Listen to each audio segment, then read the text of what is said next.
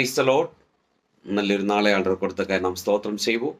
இந்த கால நேரத்தில் ஆவியானவர் நம்மோடு பேசுகிற வேத பகுதி 25ஆம் சங்கீதம் 2ஆம் வசனம். Psalms 25 verse 2. என் தேவனே, உம்மை நம்பி இருக்கிறேன், நான் வெட்கப்பட்டு போகாதபடிக்கு செய்யும். என் சத்துருக்கள் என்னை மேற்கொண்டு மகிழ விடாதேயும்.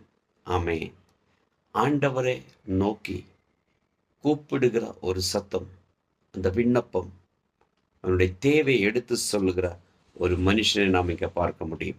என் தேவனே, உம்மை நம்பி இருக்கிறேன், நான் வெட்கப்படாதபடிக்கு செய்யும். நம்மளும் அநேக இடங்களில் வெட்கப்பட்டு போயிருக்கலாம், நொந்து போயிருக்கலாம், அவமானங்களும் நிந்தங்களும் வந்திருக்கலாம்.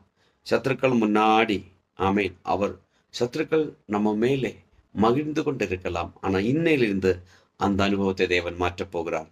இதே போல நாமும் சேர்ந்து ஜெபிப்போம்.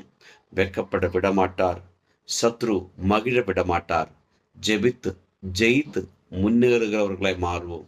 இயேசுவின் கரத்திலே நம்மளை நாம் தாழ்த்தி ஒப்பு கொடுப்போம். நாம் ஜெபிப்போம். இந்த வசனத்தை தியானம் பண்ணுவோம். நல்ல ஆண்டவரே, நன்றி செலுத்துகிறோம். இந்த கால நேரத்தில் என்ன கேட்கிற ஒவ்வொரு பிள்ளைகளையும் இந்த வேத வசனத்தின்படி பிதா குமாரன் பரிசுத்தாவின் நாமத்தில் ஆசீர்வதிச்சு ஜெபிக்கிறோம். இயேசுவின் நாமத்தில் பிதாவே, ஆமென்.